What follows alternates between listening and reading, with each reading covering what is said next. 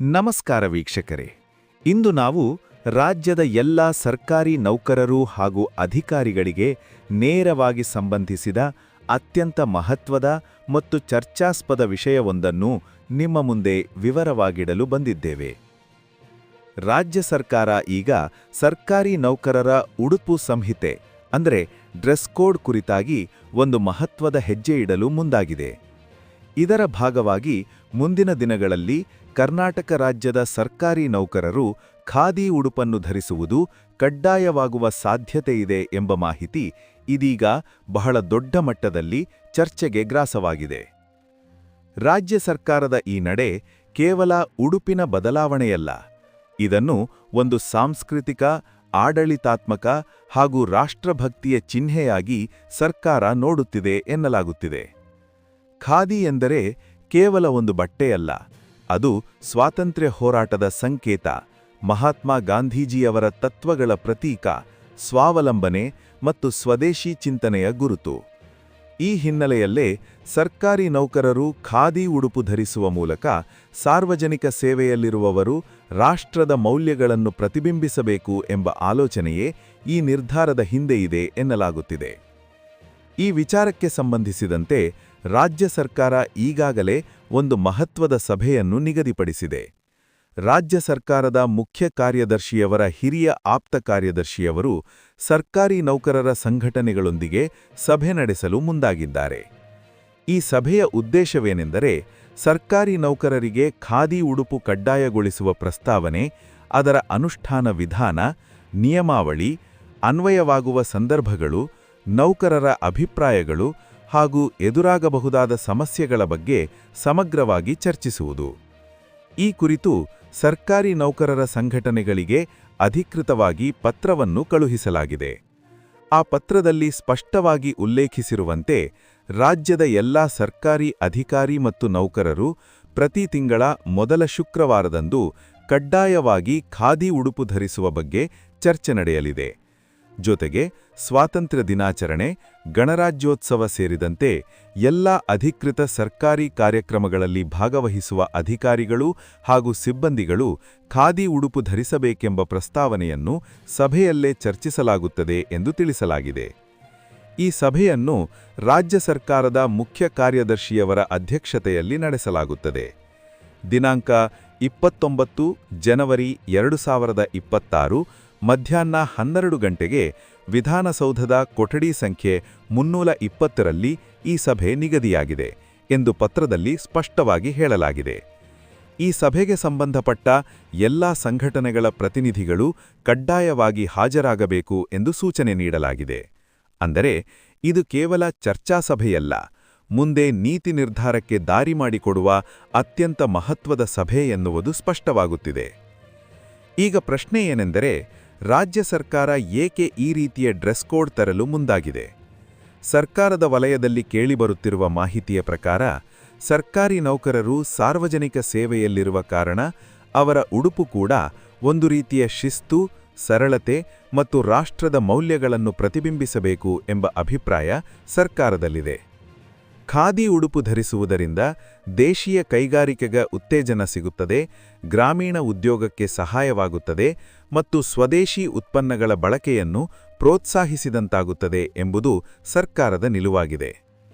ಇನ್ನು ಕೆಲವರು ಈ ನಿರ್ಧಾರವನ್ನು ಸ್ವಾಗತಿಸುತ್ತಿದ್ದಾರೆ. ಸರ್ಕಾರಿ ನೌಕರರು ಖಾದಿ ಧರಿಸುವುದರಿಂದ ಸರಳ ಜೀವನ ಶೈಲಿ ಉತ್ತೇಜಿತವಾಗುತ್ತದೆ, ಸಾರ್ವಜನಿಕರ ಮುಂದೆ ಸರ್ಕಾರಿ ವ್ಯವಸ್ಥೆಗೆ ಒಂದು ಗೌರವದ ರೂಪ ಸಿಗುತ್ತದೆ ಎಂಬ ಅಭಿಪ್ರಾಯ ವ್ಯಕ್ತವಾಗುತ್ತಿದೆ.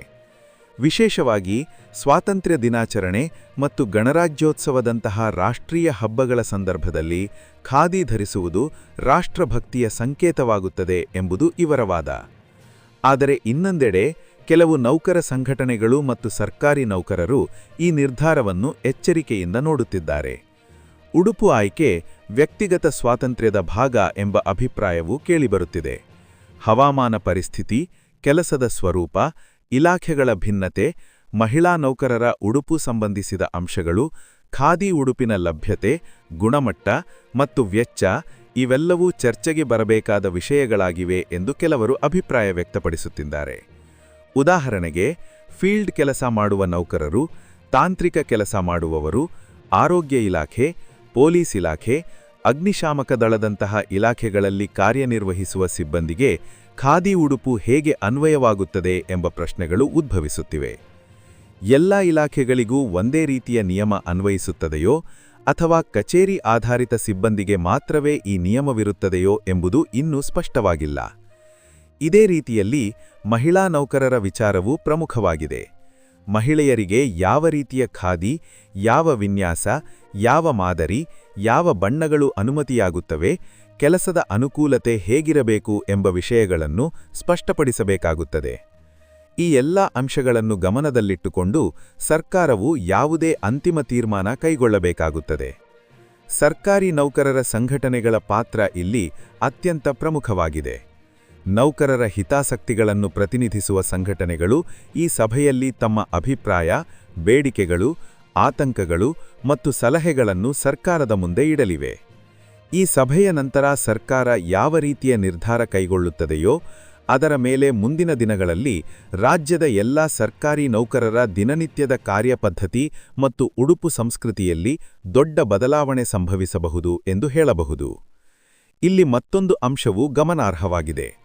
ಖಾದಿ ಉಡುಪು ಕಡ್ಡಾಯವಾದರೆ ಖಾದಿ ಉತ್ಪಾದನೆ ಮತ್ತು ಮಾರಾಟದ ಮೇಲೆ ಪರಿಣಾಮ ಬೀಳುವುದು ಸಹಜವೇ. ರಾಜ್ಯದಲ್ಲಿ ಖಾದಿ ಗ್ರಾಮೋದ್ಯೋಗ ಸಂಸ್ಥೆಗಳು, ಸಹಕಾರಿ ಸಂಘಗಳು ಮತ್ತು ಕೈಮಗ್ಗ ನೇಕಾರರಿಗೆ ಇದರಿಂದ ಹೊಸ ಅವಕಾಶಗಳು ಸಿಗಬಹುದು. ಖಾದಿ ಬೇಡಿಕೆ ಹೆಚ್ಚಾದರೆ ಗ್ರಾಮೀಣ ಉದ್ಯೋಗ ಸೃಷ್ಟಿಗೆ ಸಹಕಾರಿಯಾಗುತ್ತದೆ ಎಂಬ ನಿರೀಕ್ಷೆಯೂ ಇದೆ. ಈ ದೃಷ್ಟಿಯಿಂದಲೂ ಸರ್ಕಾರ ಈ ನಿರ್ಧಾರವನ್ನು ಸಾಮಾಜಿಕ ಮತ್ತು ಆರ್ಥಿಕ ಲಾಭಗಳೊಂದಿಗೆ ಜೋಡಿಸಿಕೊಂಡು ನೋಡುತ್ತಿದೆ ಎನ್ನಬಹುದು. ಆದರೆ ಅನುಷ್ಠಾನವೇ ದೊಡ್ಡ ಸವಾಲು. ಕೇವಲ ಆದೇಶ ಹೊರಡಿಸುವುದರಿಂದಲೇ ಈ ರೀತಿಯ ನಿಯಮ ಯಶಸ್ವಿಯಾಗುವುದಿಲ್ಲ. ನೌಕರರಲ್ಲಿ ಒಪ್ಪಿಗೆ ಮೂಡಿಸುವುದು, ಹಂತಹಂತವಾಗಿ ಅನುಷ್ಠಾನಗೊಳಿಸುವುದು, ಪ್ರಾರಂಭದಲ್ಲಿ ಪ್ರಾಯೋಗಿಕವಾಗಿ ಕೆಲವು ದಿನಗಳಿಗೆ ಅಥವಾ ಕೆಲವು ಕಾರ್ಯಕ್ರಮಗಳಿಗೆ ಮಾತ್ರ ಅನ್ವಯಿಸುವುದು, ನಂತರ ವಿಸ್ತರಿಸುವುದು, ಇಂತಹ ಕ್ರಮಗಳನ್ನು ಸರ್ಕಾರ ತೆಗೆದುಕೊಳ್ಳಬಹುದೇ ಎಂಬ ನಿರೀಕ್ಷೆಯಿದೆ. ಈ ಎಲ್ಲ ಅಂಶಗಳು ಜನವರಿ 29ರ ಸಭೆಯಲ್ಲಿ ಚರ್ಚೆಗೆ ಬರಲಿವೆ ಎಂದು ತಿಳಿದುಬರುತ್ತಿದೆ. ಈ ಸಭೆಯ ನಂತರ ಸರ್ಕಾರದಿಂದ ಅಧಿಕೃತ ಹೇಳಿಕೆ ಅಥವಾ ಆದೇಶ ಹೊರಬೀಳುವ ಸಾಧ್ಯತೆಯಿದೆ. ಆಗ ಮಾತ್ರ ಖಾದಿ ಉಡುಪು ಕಡ್ಡಾಯವೇ ಅಥವಾ ಶಿಫಾರಸ್ಸು ಮಾತ್ರವೇ, ಯಾವ ದಿನಗಳಿಂದ ಜಾರಿಗೆ ಬರುತ್ತದೆ, ಯಾವ ಇಲಾಖೆಗೆ ಅನ್ವಯವಾಗುತ್ತದೆ, ಉಲ್ಲಂಘನೆ ಮಾಡಿದರೆ ಯಾವುದೇ ಶಿಸ್ತು ಕ್ರಮವಿರುತ್ತದೆ ಎಂಬ ಎಲ್ಲ ಪ್ರಶ್ನೆಗಳಿಗೆ ಸ್ಪಷ್ಟ ಉತ್ತರ ಸಿಗಲಿದೆ. ಒಟ್ಟಿನಲ್ಲಿ ಹೇಳಬೇಕಾದರೆ ರಾಜ್ಯದಲ್ಲಿ ಸರ್ಕಾರಿ ನೌಕರರಿಗಾಗಿ ಖಾದಿ ಡ್ರೆಸ್ ಕೋಡ್ ತರಲು ಸರ್ಕಾರ ಮುಂದಾಗಿರುವುದು ಒಂದು ಮಹತ್ವದ ಬೆಳವಣಿಗೆಯಾಗಿದೆ. ಇದು ಕೇವಲ ಉಡುಪು ಸಂಬಂಧಿಸಿದ ವಿಷಯವಲ್ಲ. ಆಡಳಿತ, ಸಂಸ್ಕೃತಿ, ರಾಷ್ಟ್ರಭಕ್ತಿ, ಆರ್ಥಿಕತೆ ಮತ್ತು ನೌಕರರ ಹಕ್ಕುಗಳೆಲ್ಲವನ್ನೂ ಸ್ಪರ್ಶಿಸುವ ವಿಷಯವಾಗಿದೆ. ಈ ಕಾರಣದಿಂದಲೇ ಈ ವಿಚಾರದ ಬಗ್ಗೆ ರಾಜ್ಯದಾದ್ಯಂತ ವ್ಯಾಪಕ ಚರ್ಚೆ ನಡೆಯುತ್ತಿದೆ. ಮುಂದಿನ ದಿನಗಳಲ್ಲಿ ಈ ವಿಷಯದ ಮೇಲೆ ಸರ್ಕಾರ ಕೈಗೊಳ್ಳುವ ನಿರ್ಧಾರಗಳು, ನೌಕರ ಸಂಘಟನೆಗಳ ಪ್ರತಿಕ್ರಿಯೆಗಳು ಮತ್ತು ಸಾರ್ವಜನಿಕ ಅಭಿಪ್ರಾಯಗಳು ಹೇಗೆ ರೂಪುಗೊಳ್ಳುತ್ತವೆ ಎಂಬುದನ್ನು ನಾವು ನಿರಂತರವಾಗಿ ಗಮನಿಸುತ್ತೇವೆ. ಈ ಸಭೆಯ ನಂತರ ಹೊರಬೀಳುವ ಪ್ರತಿಯೊಂದು ಮಹತ್ವದ ಅಪ್ಡೇಟ್ ಅನ್ನು ನಿಮ್ಮ ಮುಂದೆ ಮೊದಲಾಗಿ ತಲುಪಿಸುವ ಜವಾಬ್ದಾರಿ ನಮ್ಮದು. ಈ ಮಾಹಿತಿ ನಿಮಗೆ ಉಪಯುಕ್ತವಾಗಿದೆ ಎಂದು ನಾವು ಆಶಿಸುತ್ತೇವೆ. ಸರ್ಕಾರಿ ನೌಕರರಾಗಿದ್ದರೆ ಈ ವಿಷಯವನ್ನು ನಿಮ್ಮ ಸಹೋದ್ಯೋಗಿಗಳು ಮತ್ತು ಸಂಘಟನೆಗಳ ಜೊತೆ ಚರ್ಚಿಸಿ. ಸಾರ್ವಜನಿಕರಾಗಿ ಈ ನಿರ್ಧಾರವನ್ನು ನೀವು ಹೇಗೆ ನೋಡುತ್ತೀರಿ ಎಂಬುದನ್ನು ತಿಳಿಸಲು ನಿಮ್ಮ ಅಭಿಪ್ರಾಯವನ್ನು ಕಮೆಂಟ್ ಮೂಲಕ ಹಂಚಿಕೊಳ್ಳಬಹುದು. ಇಂತಹ ಪ್ರಮುಖ ಸರ್ಕಾರಿ ನಿರ್ಧಾರಗಳು ಮತ್ತು ರಾಜ್ಯದ ಬೆಳವಣಿಗೆಗಳ ಕುರಿತು ಇನ್ನಷ್ಟು ನಿಖರ, ನಂಬಿಗಸ್ಥ ಮತ್ತು ವಿವರವಾದ ಮಾಹಿತಿಗಾಗಿ ನ್ಯೂಸ್4 ಕರ್ನಾಟಕ ಜೊತೆ ಇರಿ. ಧನ್ಯವಾದಗಳು.